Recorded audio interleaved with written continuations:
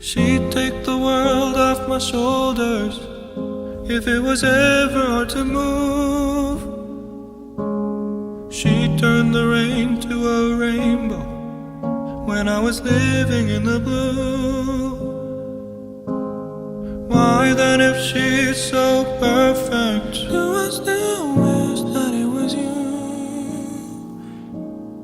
Perfect don't mean that it's working, so what can I do